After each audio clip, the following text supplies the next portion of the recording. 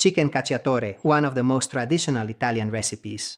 And at the same time, also one of the most imitated. If you look online, you'll find thousands of recipes, each one different from the next. Some people add olives, others add mushrooms, even ingredients we've never heard of in Italy. Even in Italy, there's a bit of confusion because in the north, they make it with white wine, in the south with red wine. Too much chaos, and you don't know what to do anymore? Don't worry, because today I'm going to show you this is the authentic and traditional way it's prepared in Tuscany. Mamma mia, what a delight! It's a simple, delicious recipe with just a few ingredients, but they're well chosen, and I'm sure that when you try this traditional recipe, you'll say, I'll never give it up again. So, as always, we'll leave the ingredients at the end of the video. Let's focus now on the preparation. Let me just say one thing about the most important ingredient in this recipe, the chicken. You can use a whole chicken or one that's been cut into pieces. I recommend selecting the meat already cut into bite-sized chunks, so it will cook faster and at the same time soak up much more of the flavor. If you can find free-range chicken, that's even better. They're the yellow ones that have eaten well and have spent time outdoors, walking around with their little friends. These have a much richer flavor. The texture of the meat is also much better. Another thing, naturally, the chicken comes with the skin, which we won't remove during preparation. You can take it off when you eat it, but during preparation, we'll leave it on. You might occasionally find some stray hairs or even feathers that are still attached. These little hairs, as I showed you in the rotisserie chicken recipe, we have to remove them. We're not going to carefully pluck them out one by one as if we were doing our eyebrows. We need to completely burn them all off. To do this, we can simply use a lighter. You can use a simple lighter or even the open flame from your kitchen stove, whichever you prefer to use at the moment. Just quickly and carefully pass it over the entire surface of the meat, and that way, whatever tiny bits of hair or debris are left will get burned off completely, and that's it. It is all done. Now guys, for the next step, we are going to take this specific end part of the chicken where all of the feathers are usually attached and clean it up properly. This part here, we either remove it entirely, or if not, we have to get rid of some glands that are right here, which give the dish a very unpleasant taste. Since there is practically no meat here, take a look at the glands. See? 1 and 1, that makes 2 of them. These are used to waterproof the feathers. But anyway, that naturalistic detail probably isn't of interest to you at this point in the video. First, we remove all of the excess skin. If there are any parts that consist of just fat, we make sure to take those off as well. And now we can move on to preparing the vegetables. Some onion, stalks of celery, and carrots. These 3 essential ingredients always go together in nearly every traditional Italian dish. Like, for example, in the recipe for bolognese. And do you remember that remember making that sauté at the beginning? Well, here we're going to do the same thing. So first we peel the onion, then quickly wash the celery and carrot, and then cut them into very thin slices. To start preparing the onion for our recipe, we must first take a sharp knife to carefully slice off the root end and the pointed front tip, and then we will proceed to meticulously peel away every single layer of the dry, papery outer skin until the smooth and fresh surface of the vegetable is completely exposed and ready for chopping.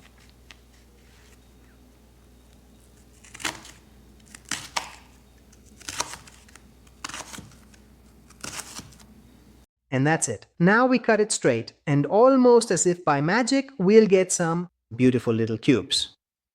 The onion I'm using for this is a shallot, but you can also use a red onion. It'll work just as well. And the onion is ready. For now, let's just set that aside for a moment and move on to the fresh celery. To begin, we need to remove the tough front part at the base, which is where the stalks are attached. Once that is done, we are going to make several long lengthwise cuts down the entire length of each stalk to prepare them for dicing. After that, you should carefully cut the vegetable into small uniform cubes. We are going to continue performing this precise dicing motion steadily and consistently all the way along the entire remaining length of our fresh celery stalk until every single piece has been perfectly prepared for the recipe. We could certainly do the same thing with the carrot too, but we actually have an even better idea for this. First, we take a metal grater and begin grating our fresh carrot. The grater not only significantly helps us speed up the entire process, but we'll also get finely shredded, much smaller pieces of carrot. These completely dissolve and melt away during cooking, turning into a cream and also effectively making our sauce much thicker and richer. It's absolutely wonderful. On the other hand, when you cut the carrot into brunoise, even if the pieces are very small, it usually takes an incredibly long time to cook properly, and when you finally eat it, it always has this lingering sweet taste that, personally speaking, I don't really like very much at all. So you either have to make a traditional soffritto that cooks slowly for 25 to 30 minutes, which is honestly something from a completely different era, or you can choose to do it this way, and it cooks significantly more efficiently and much faster. Also, carrots on their own actually take a bit longer to cook than the other vegetables. So by doing it this way, you make everything perfectly uniform and you get a much more even, delicious, and creamy result, which is super tasty. So follow this idea. It's really great. And while I keep cutting the carrot, you take the opportunity to subscribe to my channel. You just have to click the red button down below, hit the bell, and select all. Make sure you turn on your notifications. That way, every single time I upload a brand new video to this channel, YouTube will send you a notification to let you know. And now, I'm going to eat this little end piece. Back when I was a young kid and went to kindergarten, my mom would always make sure to give me a carrot to snack on. It's perfect, super healthy. Not those modern things, cookies, cakes, and things like that. It's much better. A good carrot gives you energy, lots of fiber, and vitamins for your eyes too. They're really good for you. So moms, please avoid giving junk food to your kids, okay? And now that we have the vegetables, let's move on to cooking them. First, we'll take a large pot and pour in a generous splash of high-quality extra virgin olive oil. Next, add 2 bay leaves that we are going to break up into pieces, followed by a few whole black peppercorns. Turn on the burner to a medium heat of about 5 out of 9 and add our vegetables. Spread them out evenly all over the bottom, the pot.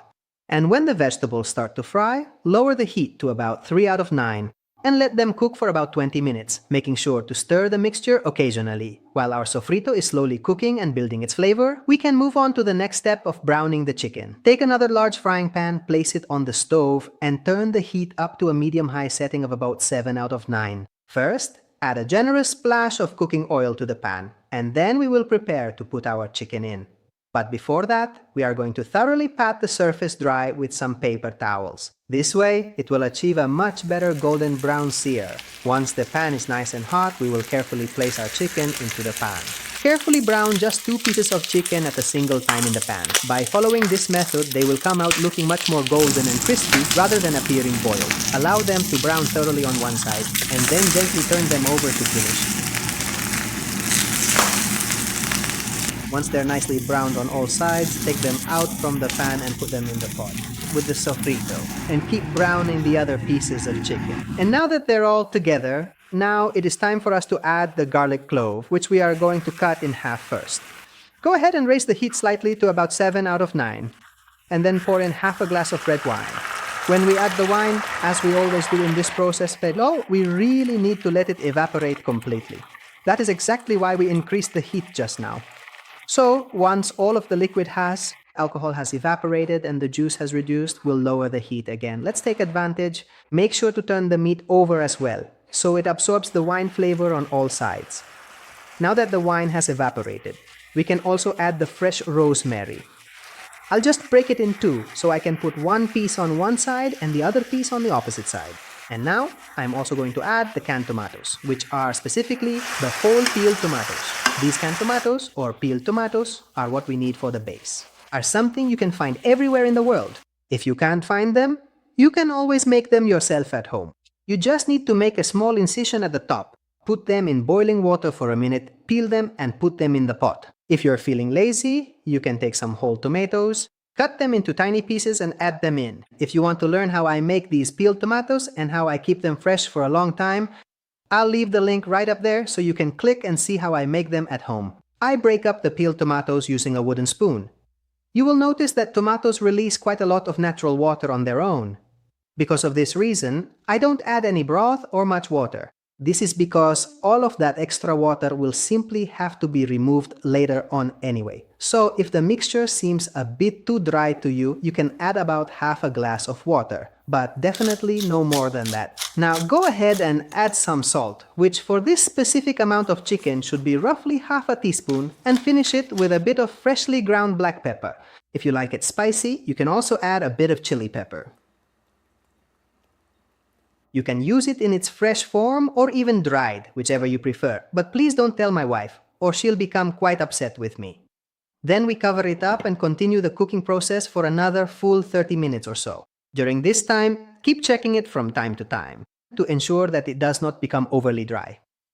Give it a good stir so it cooks evenly. And if you think it's getting too dry, add a splash of water. See you in half an hour. The ingredients we've used for this delicious recipe are 1 kilogram of chicken cut into pieces, 1 onion, 1 clove of garlic, a sprig of fresh rosemary, 1 carrot, a stalk of celery, and some black olives. Those are optional, but I really like including them. It's about 2 tablespoons. Black pepper, salt, extra virgin olive oil, and either red or white wine, depending on whether you prefer one or the other. You want to make a recipe more in the style of northern Italy or southern Italy. I use red, a Chianti, a Rioja, or a Cabernet will work just as well for this dish. And about 400 grams of peeled tomatoes. If you don't have those, you can always use fresh tomatoes instead. And anyway, guys, just look at what a marvel our chicken has turned out to be for us. Look at the intense colors of this dish. All the skin is nicely golden. The chicken is clearly well cooked, and you can tell because the meat separates from the bone. Since it's a free-range chicken, it took 45 minutes to cook. But now when you touch it, the meat falls off the bone, which is a real pleasure. And look, guys, another thing I always tell you when we cook meat together are these tiny little wrinkles that look very similar to the ones you see when you heat up a bowl of milk in the morning. This means the bones have released gelatin, which gives our sauce a really rich and dense consistency. When this happens, it's because it's cooked and the bones release those substances. And now, guys, we're going to try this incredible marvel. Let's also take a quick look at it on the screen plate. Look at the sauce. What a beautiful color it has. It's somewhere between orange and red. That is because the tomato is incredibly fresh. It is not just a simple tomato sauce. We have used some high-quality peeled tomatoes that have been slowly cooking together with the chicken, also giving the meat a whole lot of extra flavor and moisture. It certainly does not look dry at all. It looks really juicy and tender. And look at this, guys, how absolutely amazing it is that the meat just falls right off the bone. Look how easily it separates from the bone. I had trouble putting it on the plate without it falling apart. You can also take out this delicious piece of meat from right here. It is really juicy.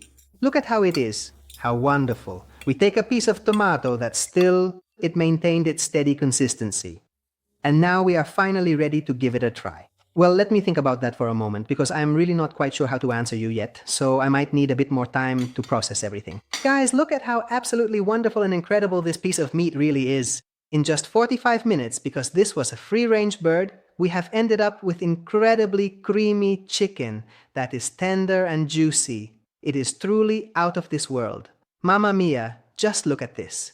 It is nicely browned on the outside, well seasoned, and absolutely delicious. A lot of people also add a bit of freshly chopped parsley at the last moment right on the plate. To be honest, I'm personally not a huge fan of adding fresh parsley to this because I think its intense flavor tends to overpower the other flavors. For me, that would be a shame, although seeing all that green would have made it look much prettier. So if I had to choose to make it look nicer, I would have added it. But I really want to demonstrate for you exactly how I eat it. This, guys, is a truly divine dish. You can still improve the sauce if, for example, first you strain the liquid, then add a bit of starch to thicken it up until you get something like a gel. And this is exactly how it could be presented in a fancy 5-star restaurant, maybe. You could try adding just a little bit of cold butter as well, but that would be another story entirely, taking it to a whole new level. This is a classic hosteria dish. Hosterias are very popular local restaurants where people from all different social backgrounds go to eat together. They are warm, homey places where you always get honest, delicious food. So they probably wouldn't do this extra step.